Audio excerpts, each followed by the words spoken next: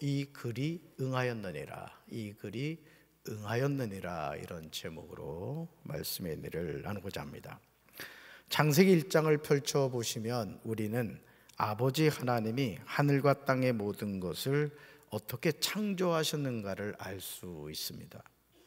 하나님은 하늘과 땅의 모든 것을 말씀으로 창조하셨습니다. 말씀으로. 바로 그 방법이 하나님이 이르시되라는 것이죠. 하나님이 이르시되. 하나님이 말씀하시니까 무에서 유가 생겨났습니다. 빛이 있으라고 말씀하시니까 빛이 있었고, 빛이 하나님이 보시기에 좋았습니다. 모든 창조는 하나님의 말씀으로 시작되었고, 하나님이 창조하신 그 모든 것은 보시기에 좋았습니다. 그러므로 이 세상에 존재하는 모든 것은 누구 작품이다? 하나님의 작품인 줄로 믿습니다. 세상에서 그 어떤 것도 우연히 존재하게 된 것은 없습니다.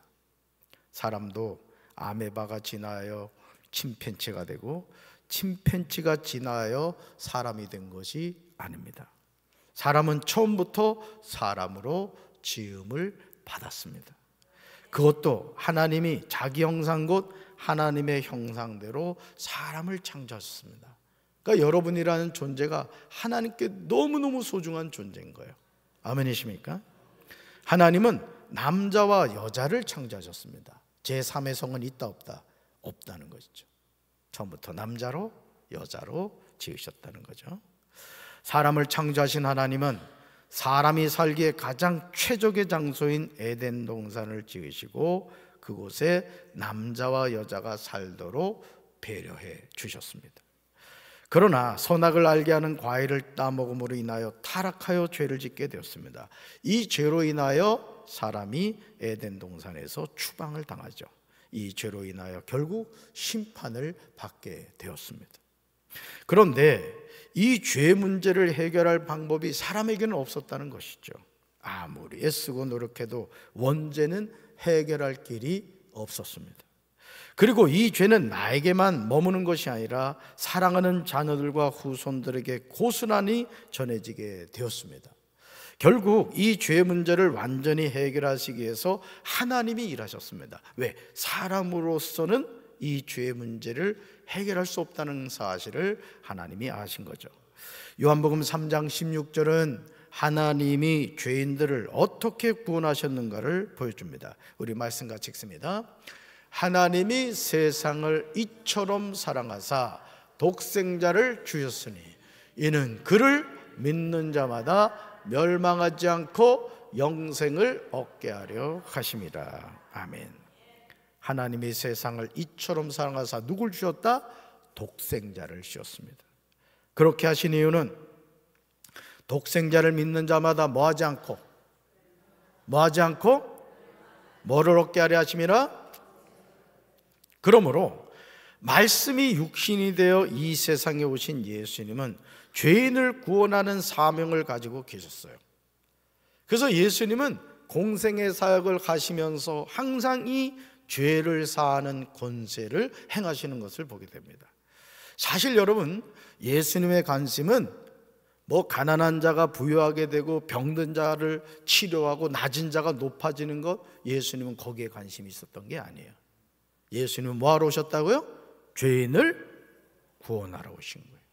그래서 예수님은 항상 그 죄인들을 대상으로 어떻게 하면 그들이 복음을 받아들이고 어떻게 하면 그들이 천국 갈 수 있는가를 계속해서 전해 주신 겁니다. 누가복음 3장 21절을 보시면 예수님이 세례를 받으시고 기도하실 때 하늘이 열리는 것을 보게 돼요. 22절에서 성령이 비둘기 같은 형체로 강림하십니다.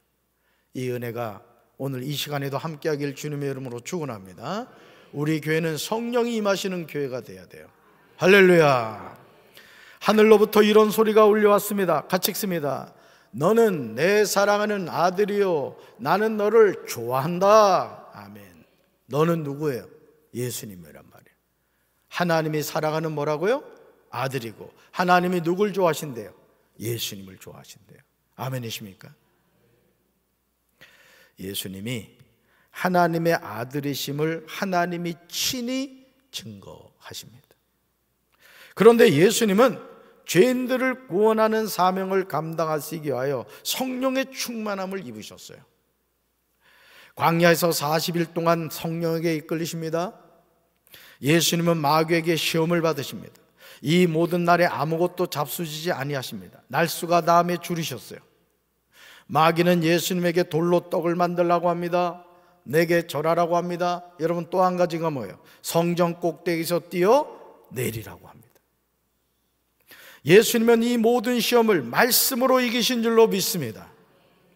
누가복음 4장 4절에 기록된 바 하시면서 신명기 8장 3절을 인용하세요. 8절에서 기록된 바 하시면서 신명기 6장 13절을 인용하시고 12절에서 이르시되 하시면서 신명기 6장 16절을 인용하십니다. 예수님은 마귀의 시험을 뭐로 이기셨다? 하나님의 말씀으로 이기셨습니다. 여기서 우리가 주목해서 봐야 하는 사실은 마귀가 누가복음 4장 10절과 11절에서 시편 91편 11절과 12절을 인용하고 있다는 거예요. 여러분, 마귀도 뭘 인용한다?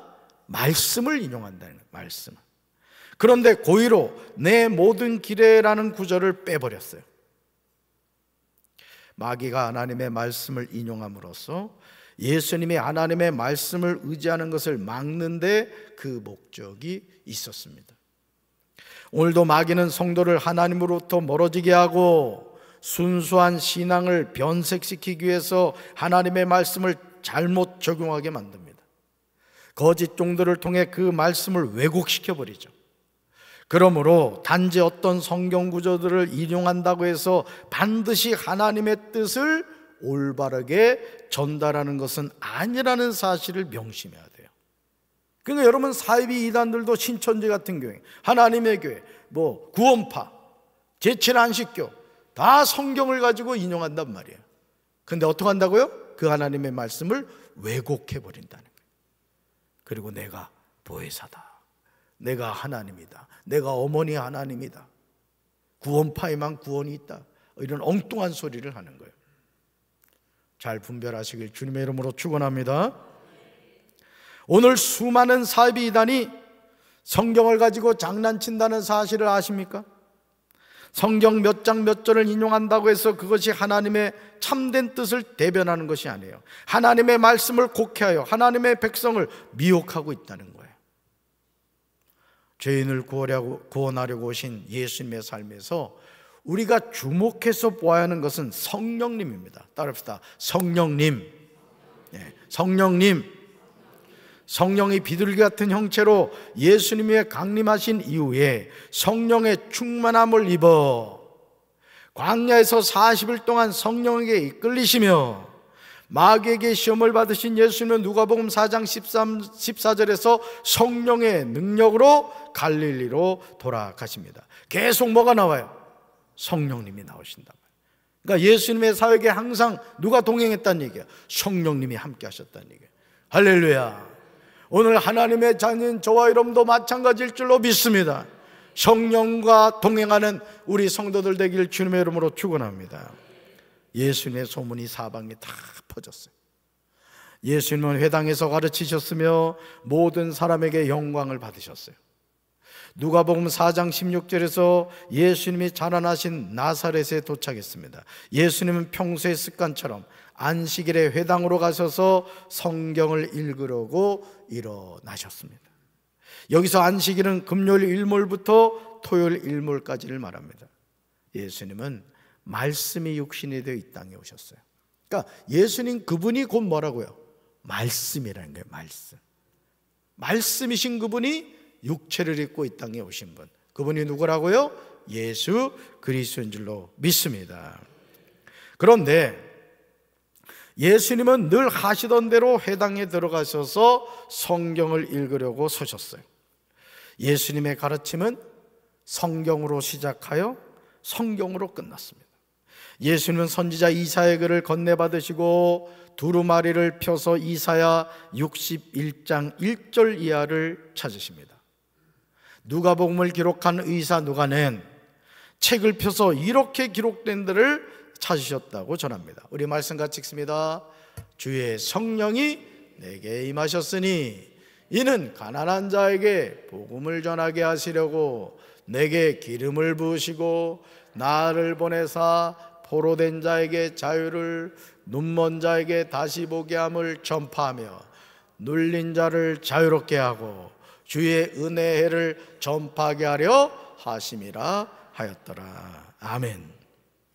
말씀이 육신이 되어 예수님이 이 세상에 태어나시기 700년 전에 선지자 이사야를 통하여 예언된 말씀이 700년 후에 정확하게 이루어진 거예요. 그러니까 여러분, 하나님의 말씀은 살아있는 줄로 믿습니다. 우리는 항상 흐르는 시간 속에 살아가죠. 2025년이 지나면 2026년이 오는 거예요. 그러나 하나님은 시간의 제한을 받으신다, 받지 않으신다? 시간을 받지 않으신다. 1000년이 하루 같고 하루가 1000년 같은 거예요. 700년 후의 일을 하나님은 아신다, 모르신다? 아신다. 그래서 하나님은 어떤 분? 전지하신 분이라는 거예요. 우리 인생의 모든 것을 아시는 분이라고요. 여러분, 그 하나님이 누구 하나님? 나의 하나님. 그래서 너희는 마음에 근심하지 말라는 거예요. 두려워하지 말라는 거예요. 내가 너의 아버지시라는 거예요. 할렐루야.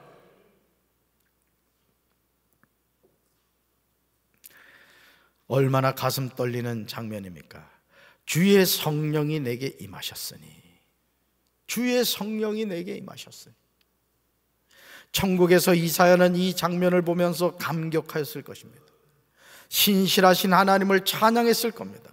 그렇다면 왜 예수님에게 성령님이 임하셨을까요? 이는 가난한 자에게 복음을 전하게 하시려고 그렇게 했다는 거예요. 여러분, 사도행전 1장 8절 암송하시죠? 오직 성령이 너에게 임하시며 너희가 권능을 받고 예루살렘과 온 유대와 사마리아와 땅끝까지 이르러 내 증인이 될지니라 하시니라. 아멘. 오직 뭐가 임하시면? 성령이 임하시면. 예수님에게 왜 성령이 임하셨다? 가난한 자에게 복음을 전하게 하시려고. 복음을 전하는 사람은 뭘 받아야 된다는 얘기예요? 성령을 받아야 된다. 할렐루야. 예수님에게 기름을 부으셨어요. 예수님을 보내사 포로된 자에게 자유를, 눈먼 자에게 다시 보게 함을 전파하며 눌린 자를 자유롭게 하고 주의 은혜의 해를 전파하게 하려 하심이라고 하십니다. 사랑하는 성도 여러분, 지금도 허물과 죄로 죽어가는 영혼들이 얼마나 많습니까? 사랑하는 가족 가운데 예수님을 모르는 식구가 있어요. 이번에 여러분 설 명절 고향에 혹여나 다녀오셨습니까? 또는 가족들이 여러분 집으로 찾아오셨습니까? 그 형제 자매들 가운데 예수님을 믿지 않는 가족들이 있지 않아요? 그렇다면 우리가 해야 할 일이 뭘까요? 주의 성령이 내게 임하셨으니 가난한 자에게 뭘 전하게 하려 하심이라? 복음을 전하게 하려 하심이라 했어요. 여러분만 예수 이름으로 구원받는 것이 아니라 여러분 가족도 다 인과기도 되어 하나님의 자녀로 거듭나게 되기를 주님의 이름으로 축원합니다. 그 가족이 남편일 수 있고 아내일 수 있습니다. 아들일 수 있고 딸일 수 있어요. 심지어 나를 낳아주신 부모님일 수 있고 같은 형제 자매일 수가 있습니다. 그렇기 때문에 우리는 먼저 예수님을 믿고 구원받은 자로서의 책임감을 가져야 되는 거예요. 나 한 사람 구원받는 것도 감사한 일이지만 왜 하나님이 나 같은 죄인을 먼저 구원해 주셨는가? 이유는 한 가지예요. 너로 말미암아 가족이 구원받게 하라는 거예요. 때를 얻든지 못 얻든지, 듣든지 아니 듣든지 뭐 하라고요? 복음을 전해야 돼요. 누가 책임지신다고요? 하나님이 책임지시는 거예요. 할렐루야. 포기하지 마시기 바랍니다. 기도하시기 바랍니다. 성령으로 사명 감당하시기를 주님의 이름으로 축원합니다. 그렇다면 이제 우리는 어떻게 하겠습니까? 누가복음 4장 18절에서 예수님이 책을 펴서 읽으셨듯이 우리도 믿음으로 읽어야 됩니다. 주의 성령이 내게 임하셨습니다. 같이 읽습니다. 가난한 자에게 복음을 전하는 것이 내 힘으로 안 됩니다. 아멘. 이 가난한 자에게만 그러겠어요? 여러분, 사실은요, 가장 힘든 전도의 대상이 가족이에요. 네, 늘 같이 붙어 사니까. 남편이 예수를 안 믿는데 여보 교회 가자면 어떻게 해요? 너 나가라. 사실은요 그것만 해도 감사하긴 해. 이 질 나쁜 남편들은요 아내가 교회를 못 가게 하는 그런 나쁜 남편들도 있어요. 그래도 너 나가라. 이것도 감사한 일이긴 하지만 그래도 같이 가야 되지 않겠어요? 그죠? 가족들, 저 자녀들도 마찬가지. 요즘 여러분 우리나라 청년들이 미전도 전도 대상인 거 아십니까? 100명 가운데 뭐 5명도 교회를 안 다닌다는 거예요. 심각합니다 지금. 여러분 자녀들 가운데도 교회 안 다니는 자녀들 많이 있을 거예요. 기도합시다. 하나님의 도우심을 구합시다. 가난한 자에게 복음을 전하는 것이 내 힘으로는 안 된다는 걸 인정해야 돼요. 내가 무슨 기도 많이 했다고, 내가 무슨 신앙생활 오래 했다고 예수 안 믿던 사람이 예수 믿게 됩니까? 아니에요. 하나님이 그 마음 문을 열어주셔야 되는 거예요. 할렐루야. 나를 보내사 내게 기름을 부어주시지 않으면 우리는 포로된 자에게 자유를 줄 수 없습니다. 눈먼 자에게 다시 보게 함을 전파할 수 없습니다. 눌린 자를 자유롭게 할 수 없습니다. 주의 은혜를 전파할 수가 없습니다. 예수님이 이 사명을 감당하시기 위하여 성령이 비둘기 같은 형체로 강림하신 거예요. 그러니까 오늘도 우리가 이 전도하고 복음을 전하는 것은 성령이 함께 하셔야만 감당하게 되는 줄로 믿습니다. 아무리 좋은 자동차도요 기름이 없으면 못 가는 거예요. 여러분 오늘 우리가 신앙생활하는 것도 성령님이 함께 하시지 않으면요 신앙생활 할 수 없는 거예요. 아멘이십니까? 성령의 충만함을 입어 요단강으로 돌아오셨습니다. 광야에서 40일 동안 성령에게 이끌리셨습니다. 성령의 능력으로 갈릴리로 돌아가셨습니다. 성령이 아니고서는 예수님을 주님이시라고 고백할 수 없듯이 성령을 받지 않고서는 가난한 자에게 복음을 전할 수가 없는 거예요. 읽어봅시다. 전도는 성령을 받아야 감당합니다. 한 번 더요. 아멘이십니까? 나는 우리 성도들이 전도하고 싶어서 몸살나게 되길 바라요. 영혼을 볼 때마다 어떻게 하면 저 영혼을 주님께로 이끌 수 있을까? 하나님께 기도하는 우리 성도들 되기를 주님의 이름으로 축원합니다. 누가복음 4장 20절에서 예수님은 이사야의 글을 읽으신 후에 두루마리를 말아서 시중 드는 사람에게 되돌려 주시고 앉으셨습니다. 회당에 있는 모든 사람의 눈은 예수님에게로 쏠렸어요. 예수님의 회당에 있는 그들에게 말씀하셨습니다. 같이 읽습니다. 이 성경 말씀이 너희가 듣는 가운데서 오늘 이루어졌다. 아멘. 이 성경 말씀이 뭐예요? 이사야의 예언. 주의 성령이 내게 임하셨으니 이사야의 그 예언의 말씀이 오늘 이루어졌다는 거예요. 얼마나 놀라운 말씀입니까? 이 성경 말씀이 너희가 듣는 가운데서 오늘 이루어졌다. 아마 심정이 약한 사람은 심장마비가 왔을지도 몰라요. 여러분들은 심장이 너무 튼튼해가지고 이 엄청난 말씀을 듣는데도 전혀 요동하지 않으신다. 마치 선지자 이사야가 어제 이야기했던 말이 다음날 이루어진 것처럼 그렇게 이루어진 거예요.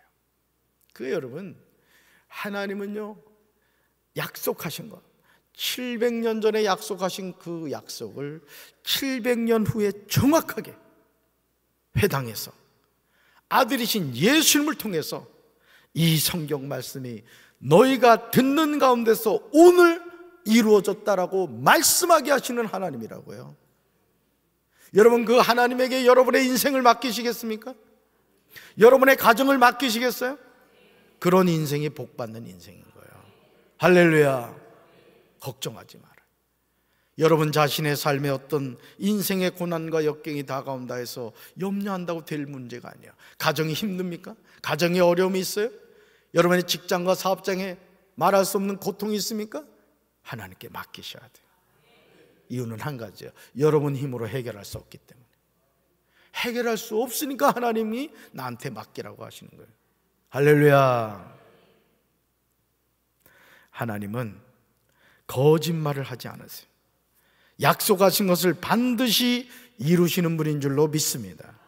그러므로 오늘은 어제나 오늘이나 동일하게 생생히 들려오는 하나님의 음성을 듣고 구원을 얻을 수 있는 모든 날인 거예요.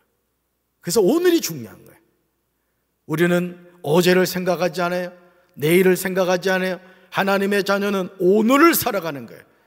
오늘 이 하루 하나님 안에서 껴있고 하나님과 동행하며 살아갈 때 하나님이 우리의 삶을 이끌어 주실 줄로 믿습니다.